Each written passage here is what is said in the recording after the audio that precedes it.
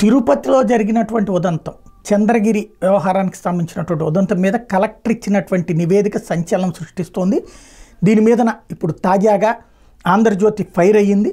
చంద్రగిరిలో ఎన్నికల అనంతరం చెలరేగిన హింసాకాండ పాపం ఎవరిది, వైఫల్యం ఎవరిది, దోషులు ఎవరు, అన్యాయంగా దాడులకు గురైంది ఎవరు, చట్టాన్ని చేతిలోకి తీసుకుని సుత్తులు రాళ్లతో దాడులు చేసి అత్యాత్నాలకు పాల్పడింది ఎవరని అడిగితే తిరుపతి చంద్రగిరి ప్రాంత ప్రజలు టక్కును సమాధానం చెప్తారు. రాజకీయ పార్టీలు సొంత వాదనలను పెంచడం సహజం, కానీ పోలీసు రెవెన్యూ యంత్రాంగం నిష్పాక్షంగా వాస్తవాలే చెప్పాలి. కలెక్టర్ సత్యశోధన నివేదిక ఇవ్వాలి. కానీ చంద్రగిరిలో పోలింగ్ అనంతరం హింస, తిరుపతి మహిళా వర్సిటీ ఆవరణలో జరిగిన దాడులు, ఆందోళనపై తిరుపతి ఆర్డీఓ నిశాంత్ రెడ్డి ఇచ్చిన నివేదిక పూర్తి సత్యదూరంగా ఉందన్న విమర్శలు తలెత్తున్నాయి. అందులోని అంశాలేంటో తిరుపతి కలెక్టర్ చూసుకున్నారు లేదు, కానీ దాన్ని యథాతథంగా ప్రభుత్వానికి పంపి చేతులు దులుపుకున్నారు.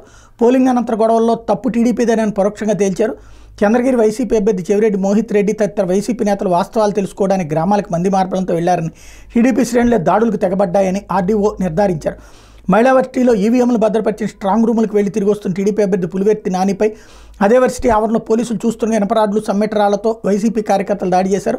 ఆయన రక్షించేందుకు గాల్లో కాల్పులు జరిపిన గన్మెన్ని తీవ్రంగా గాయపరిచారు.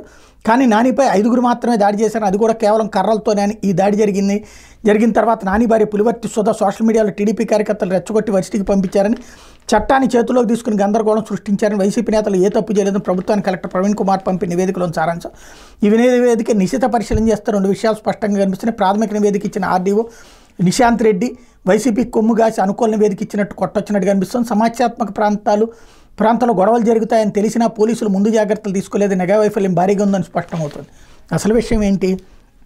వైసీపీ వాళ్ళ మీద దాడి జరిగిందని చెప్పి సమాచారం తెలుసుకుని వెళ్ళిన మోహిత్ రెడ్డి మీద దాడి చేశారు. అది ఫస్ట్ రోజు జరిగినటువంటి అంశం.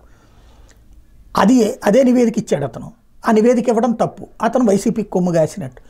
ఆ తర్వాత 2వ రోజున అక్కడ ఏదైతే పులివర్తి నాని మీద దాడి జరిగింది, అది తప్పే ఖచ్చితంగా. అప్పుడు దాని మీద ఆ దాడి చేసింది వైసీపీ వాళ్ళు. అతను ఇచ్చిన నివేదిక కరెక్ట్గానే ఉంది, కానీ వైసీపీ వాళ్ళే చేశారు, ఇందులో తెలుగుదేశం పాత్ర ఏమీ లేదని చెప్పి రాయాలన్నటువంటిది జ్యోతి ఉద్దేశం.